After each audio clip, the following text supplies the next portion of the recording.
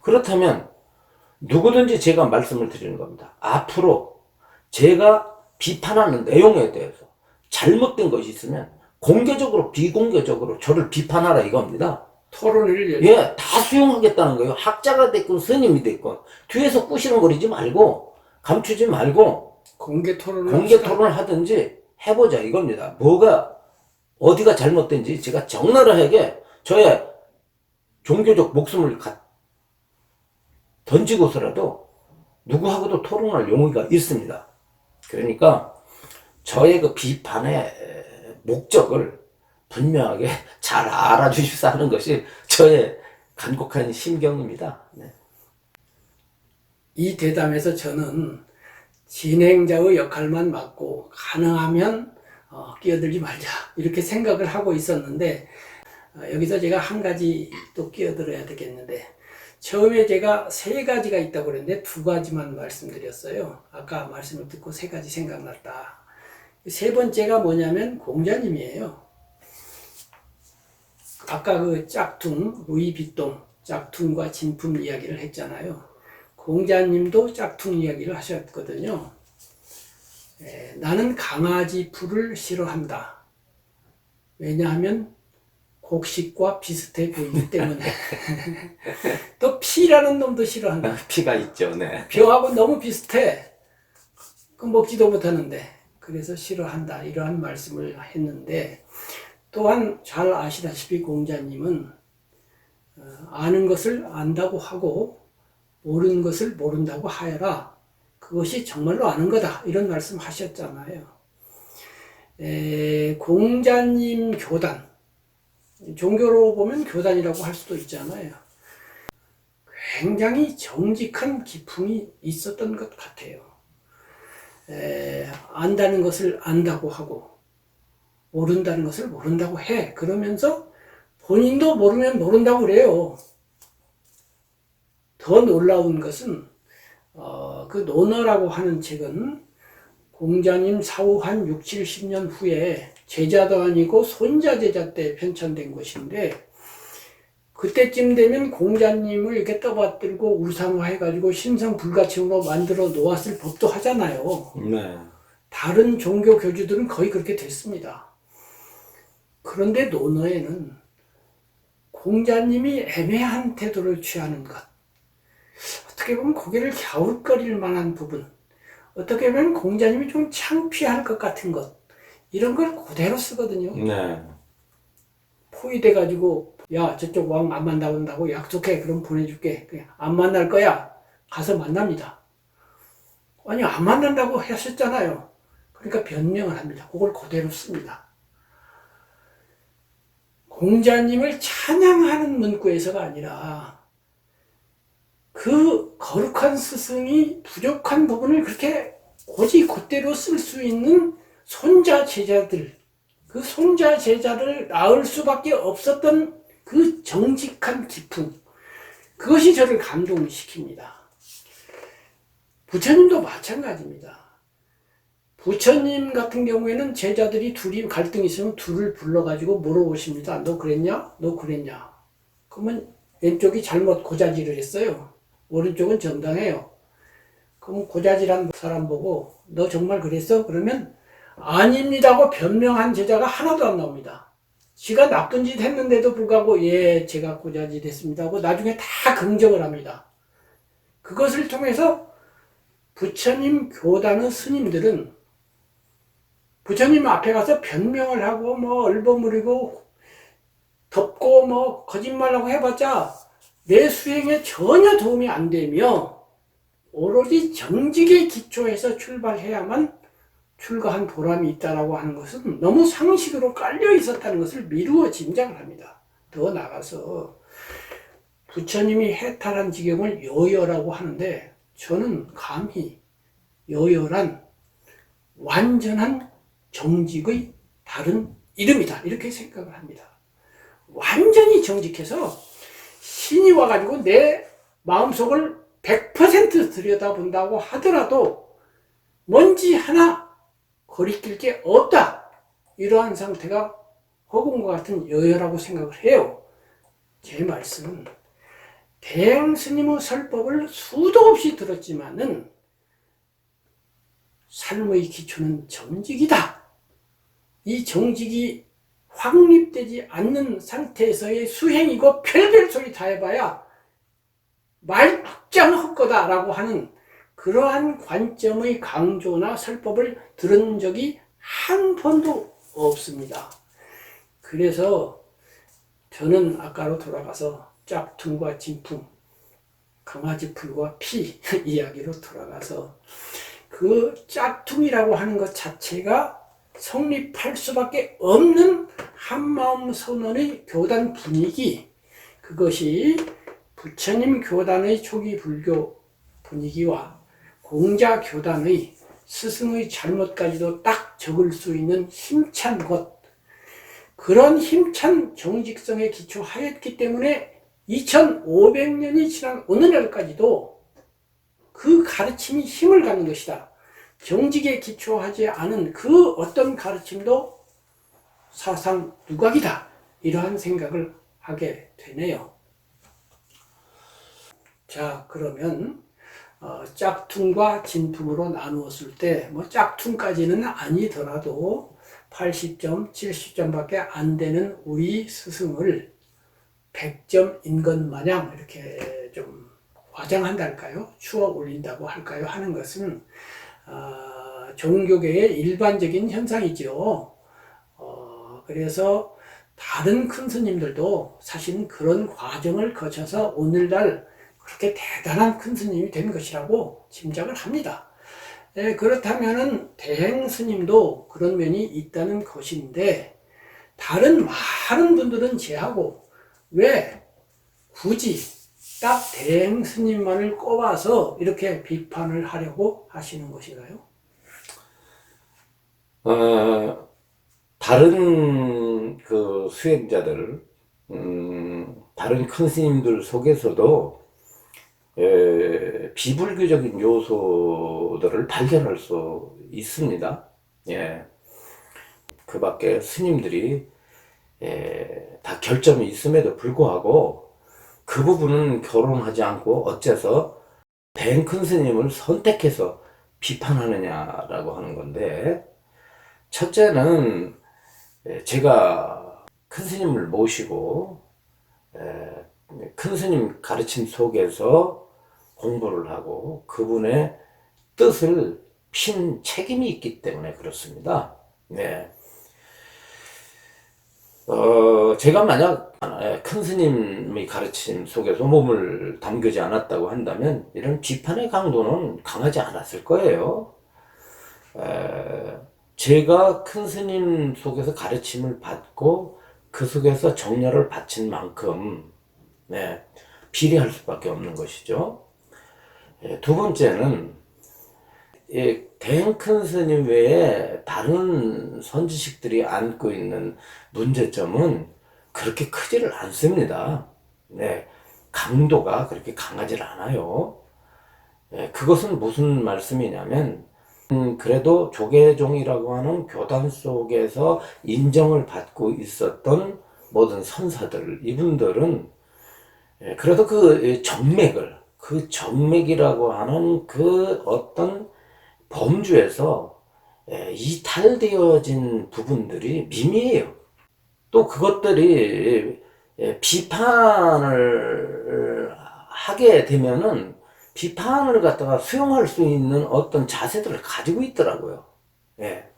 그런데 이쪽 대행 스님의 사상은 뭐냐면, 첫째 확산 규모가 너무 커요. 그것이 생각해보면 이 대행 큰 스님 외에 다른 선지식이나 선사들은 수행자들과 수행자들 사이에 그렇게 그 파급이 될 뿐이지, 일반 불자들, 일반 대중들에게는 그 가르침이 그렇게 확산이 크게 되질 않습니다. 하지만 대행 큰 스님의 가르침은 스님들뿐만 아니라 더구나 일반 불자들에게도 그 파급력과 그 영향력이 너무나 지대합니다. 그렇기 때문에 거기에 비례된 그런 어떤 강도에 따라서 비판을 해야 되겠고요.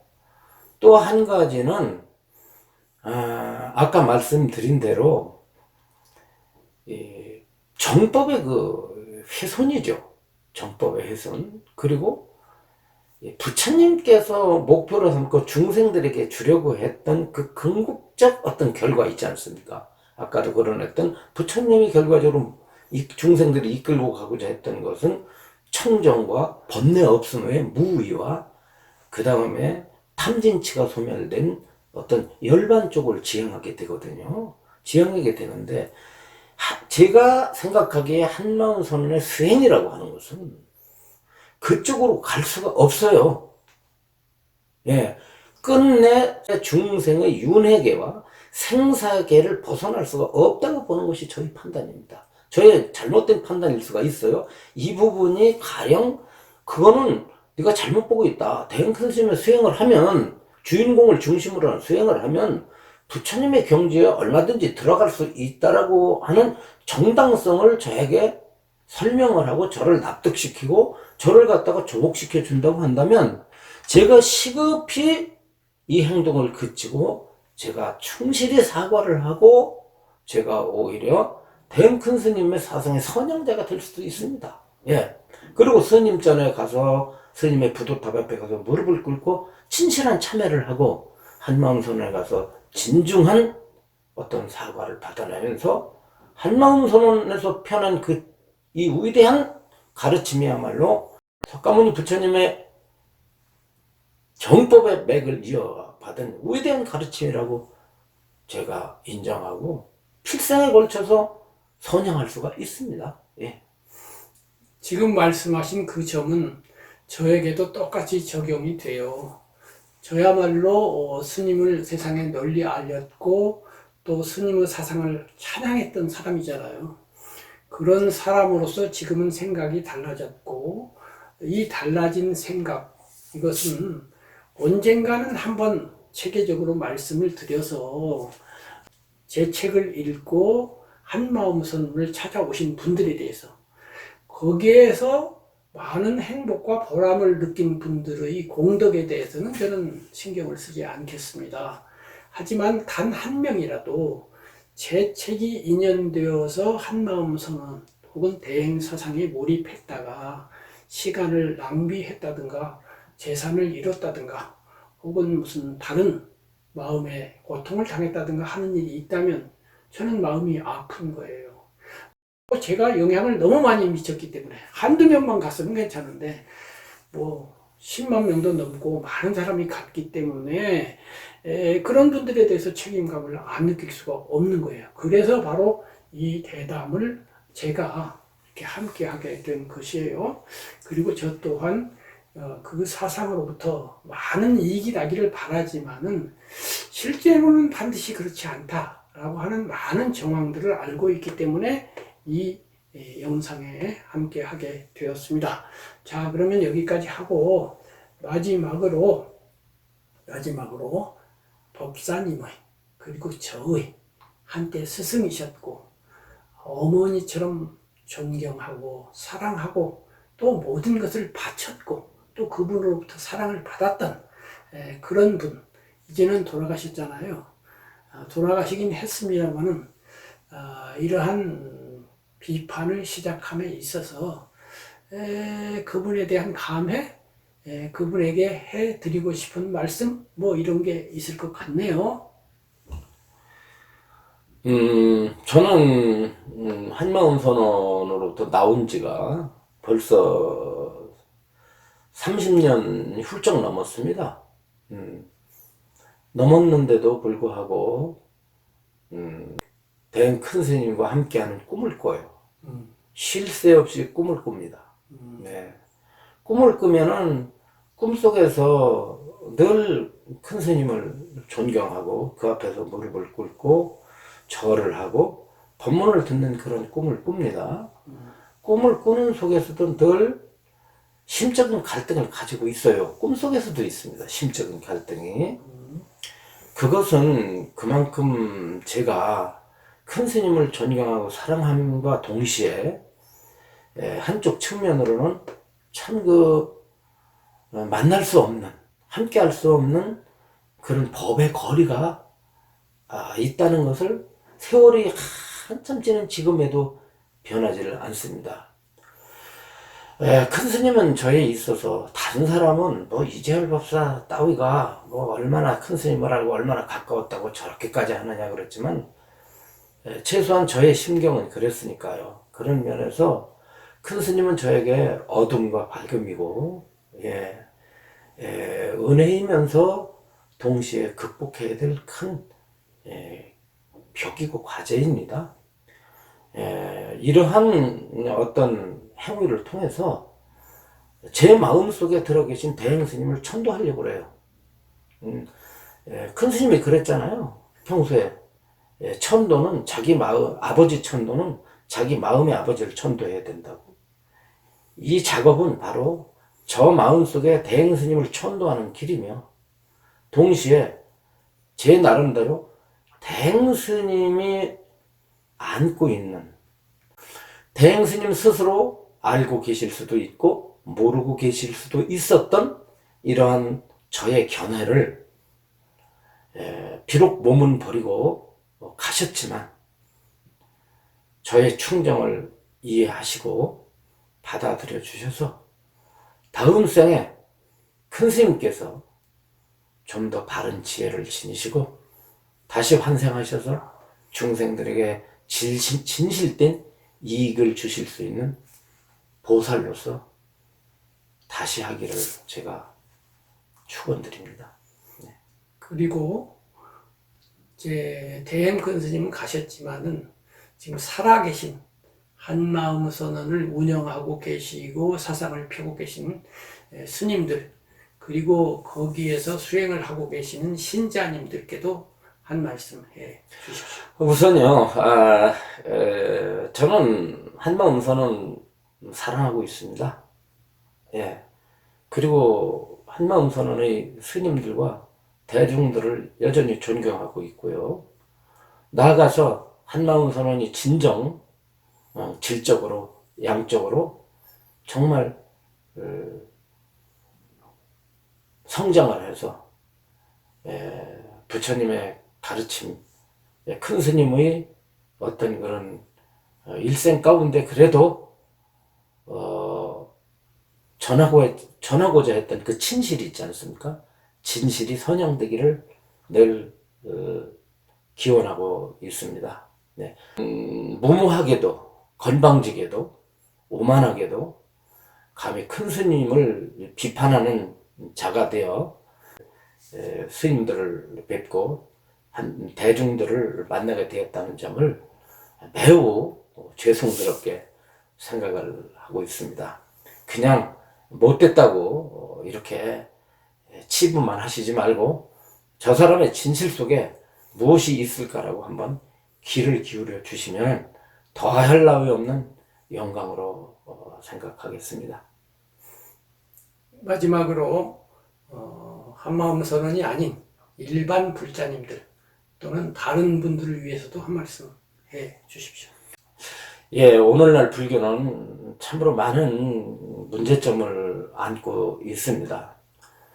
부처님의 위대한 가르침에 입각해서 볼 때 현재의 불교는 그 역할을 정말 10분의 1도 하지 못한다고 하는 것이 제가 일선에서 불교 활동을 하면서 느끼고 있는 그런 터입니다. 그 중에서도 가장 심각한 것이 바로 정법의 훼손입니다. 불자님들은 또 뿐만 아니라 일반인들은 불교에 대해서 잘 알지 못하고요. 또 안다 할지라도 대단히 피상적으로 알고 있습니다. 그러다 보니 정말 예리하기 그지없는 이런 간발의 차이라고 할까요? 서울역에 가보면은 열차가 바로 호남선 열차와 경부선 열차가 옆에 바로 거의 붙어 서 있습니다. 그 열차를 잘못 타게 되면은 부산 가려고 했던 사람이 광주로 가게 되고 광주를 가려고 했던 사람이 부산을 가게 되죠. 옛 선사는 호리유차면 천지현격이라고 말을 했습니다. 털끝 같은 하나의 차이가 나중에는 하늘과 땅이 갈라진다는 그런 말씀이죠. 대행 큰 스님의 가르침은 그냥 보기에는 정말 정법 같습니다. 허물이 전혀 없는 것 같아요. 그러나 큰 스님의 사상을 정확하게 우리가 연구하고 보면은 결코 그 가르침 자체가 부처님의 가르침과 일치한다고 할 수 있는 정당성이 없습니다. 영상을 보면은 대행큰 스님의 가르침이 홍수를 이루고 있습니다. 여러분들이 그 대행큰 스님의 가르침을 어떻게 접함에 있어서 저의 이와 같은 어떤 비판이 여러분들에게 영향을 끼칠 수 있다고 한다면 대행큰 스님을 평가하는 데 있어서 큰 도움이 될 거라고 생각을 합니다. 그러면 앞으로 이 대행 사상 비판 또는 한마음 선언 사상 비판이 앞으로 어떻게 전개될 예정입니까? 일단은 영상을 찍는 데까지 찍어보려고 합니다. 그 영상의 수요가 50개가 될지 100개가 될지는 잘 모르겠고요.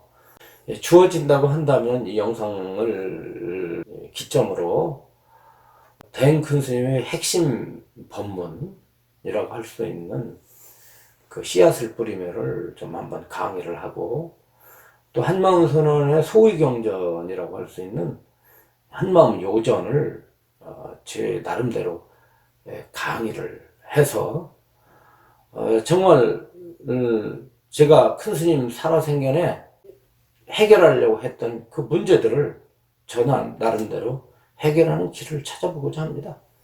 그러니까 씨앗을 뿌리며 하고 한마음 요전이라고 하는 교재를 놓고 한 페이지 한 페이지 넘겨가면서 짚어볼 때는 하나하나 짚어보겠다, 이런 말씀인가요?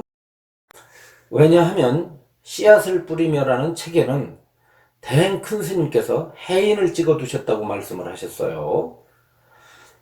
거기에는 이렇게 나와 있습니다. 이 책에는 내가 해인을 찍어 두었으니 독자 스스로가 이 생이라고 생각하고 읽으면 묘법 안에서 생의 열쇠를 찾으리라, 이렇게 단언을 하셨습니다. 해인을 찍어 두셨다고 말씀하셨습니다. 해인이라는 게 무엇입니까? 부처님의 깨달은 경지예요. 부처님의 깨달은 경지듯이 대행큰 스님의 깨달은 경지를 그대로 가감없이 기록한 책이 바로 이 씨앗을 뿌리며이기 때문이고요. 이 씨앗을 뿌리며가 모체가 돼가지고 대행큰 스님이 모든 설법이 나왔습니다. 그리고 제가 큰 스님을 모시고 있을 때 큰 스님께서 적극적으로 이 책을 권하셨어요. 사람들에게 권하셨고, 거기에 입각해서 한마음 요전을 들여다 보아야만이 대행큰 스님 사상을 정확하게 파악할 수가 있습니다. 그렇기 때문에 당연히 씨앗을 뿌리며를 강의를 해야죠. 그리고 나서 이 씨앗을 뿌리고라는 책이 어떻게 한마음 요전이라는 책에서 변용이 됐는지, 그것이 어떻게 변화가 돼가지고 정당한 불법으로 이것이 호도되게 되었는지를 밝히려고 한다면 씨앗을 뿌리며를 강의를 하고 다음에 한마음 요전을 강의를 해야 이 순서가 맞지 않겠습니까?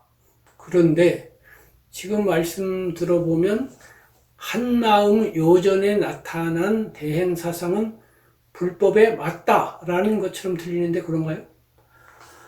겉으로는 맞는 것 같다니까요. 아까 말씀드린 대로 루이비통 짝퉁에 제가 아주 좀 비유를 해서 적절한지는 모르겠습니다만, 그러니까 이제 그 이야기는 앞으로 진행될 수십 회가 될지 수백 회가 될지 몇 년이 될지 모르는 기나긴 이야기 속에서 자세히 나올 테니까 여기서는 이 정도로 하기로 하겠습니다. 예, 여러분 시청해 주셔서 대단히 감사합니다.